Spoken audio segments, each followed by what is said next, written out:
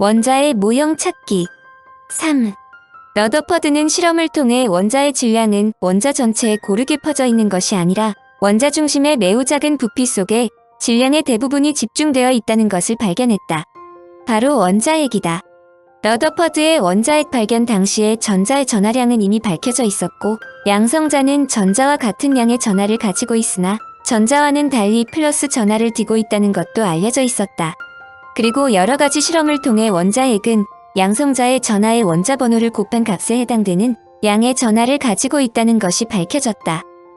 또한 핵의 질량은 양성자 질량의 원자량을 합한 값에 해당한다는 것도 알려졌다. 예를 들면 원자 변호가 8이고 원자량이 16인 산소핵의 전하량은 양성자 전하량의 8배이고 질량은 양성자 질량의 16배라는 것이다. 이 단원은 곽영직의 글을 많이 참조했다. 원자량이 어떤 의미를 갖고 있는지를 설명한다.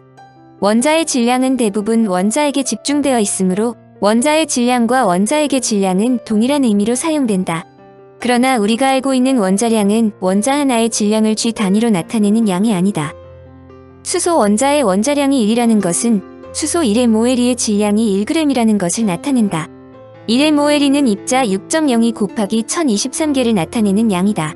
따라서 수소 하나의 질량을 구하려면 1g을 6.02 곱하기 1023으로 나누어야 한다.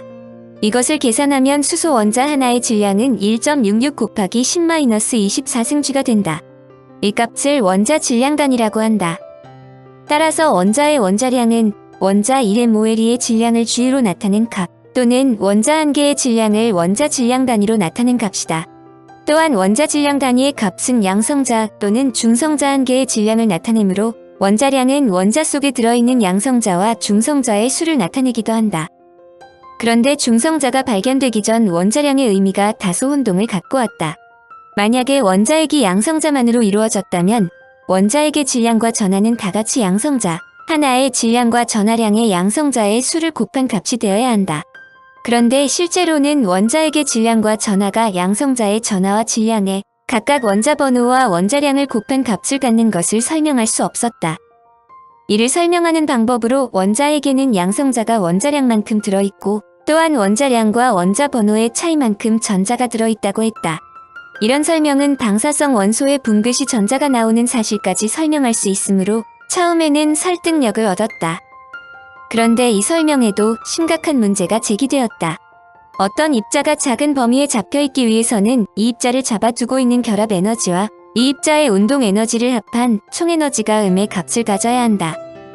에너지 값이 음이냐 양이냐 하는 것은 결합 에너지의 값의 기준을 정하는 방법에 따라 달라지지만 일반적인 경우 총 에너지가 양의 값을 갖는다는 것은 이 물체가 결합을 물리치고 결합력의 구속에서 벗어날 수 있음을 뜻하고, 총 에너지의 값이 음의 값을 갖는다는 것은 물체가 가진 총 에너지가 구속력을 벗어나기에 충분하지 못한 에너지를 갖는다는 것을 의미한다.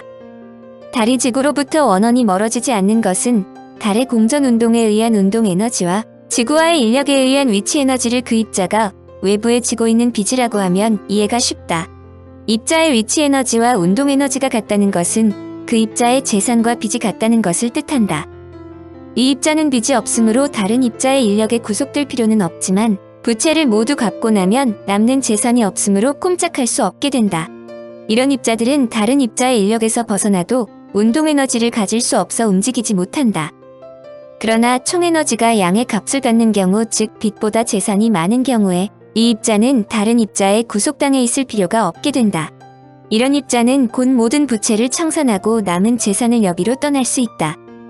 만약에 원자핵에 잡혀있는 전자의 총 에너지가 음의 값을 갖는다면 이 전자는 원자핵으로부터 나올 수 없어야 하고, 반면에 전자의 에너지의 값이 양의 값을 갖는다면 전자는 원자핵에 잡혀있을 수 없다. 따라서 원자핵에 전자가 들어있다는 간단한 모델로 원자핵이 갖는 전하의 문제와 베타 붕괴를 한꺼번에 해결하려던 생각은 벽에 부딪혔다. 그런데 이 문제의 해결사가 나타났는데 그 이름 역시 러더퍼드이다. 1920년 러더퍼드는 핵 속에 양성자와 전자가 뭉쳐서 형성된 중성 입자가 있을 것이라고 제안하고 이 입자를 중성자라고 명명했다. 중성자 발견. 원자 모형에 대한 보정 작업이 계속되고 있는 와중에 체드윅이 러더퍼드가 예언한 전하를 띠지 않는 중성자를 발견하였다.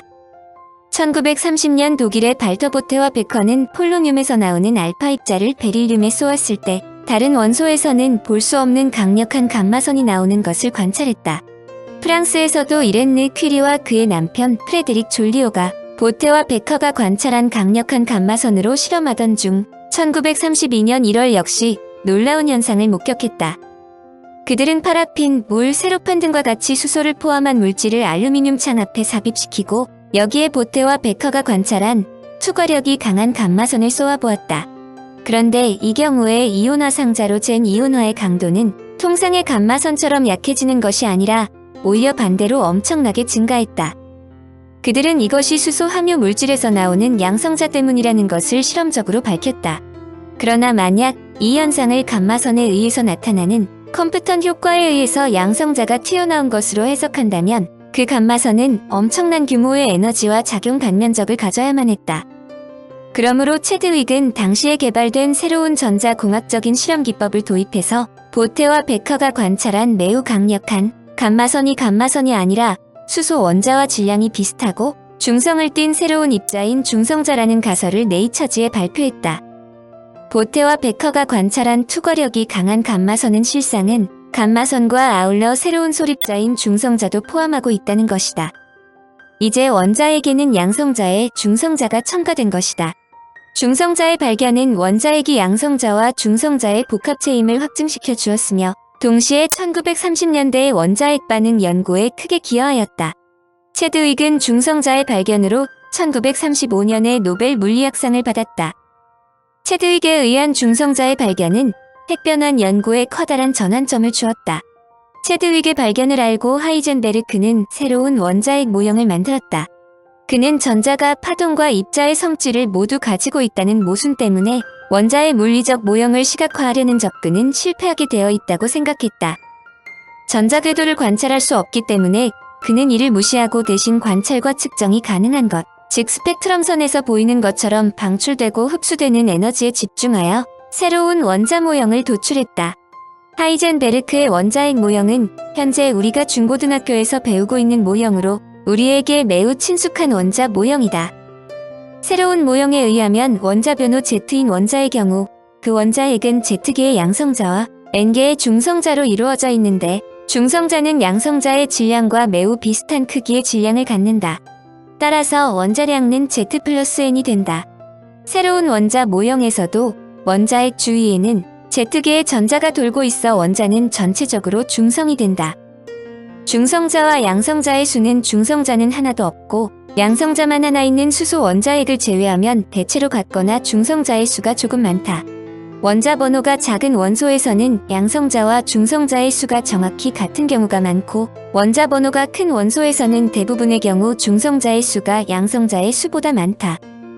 양성자와 중성자가 원자핵을 이루는 그의 원자 모형은 원자의 화학적 성질을 설명하는 데 결정적인 역할을 했다.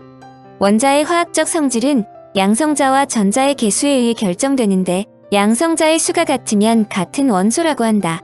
그러나 양성자의 수는 같고 중성자가 다르면 원자 번호는 같고 질량수가 다르게 된다. 이러한 원소들을 동위원소라고 한다. 동위원소는 화학적 성질은 같지만 물리적 성질이 다르므로 이 원소들을 분류하려면 물리적인 방법을 사용해야 한다. 체드윅에게도 재미있는 일화가 있다. 1914년 6월 사라예보 사건으로 발발한 제1차 세계대전 중에 체드윅은 독일군의 포로가 되었다.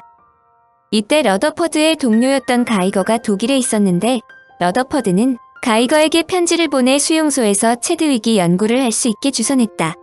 수천만 명이 사망했다는 제1차 세계대전이지만 아무래도 제2차 세계대전에 비교하면 어딘가 여유가 있었던 것 같다.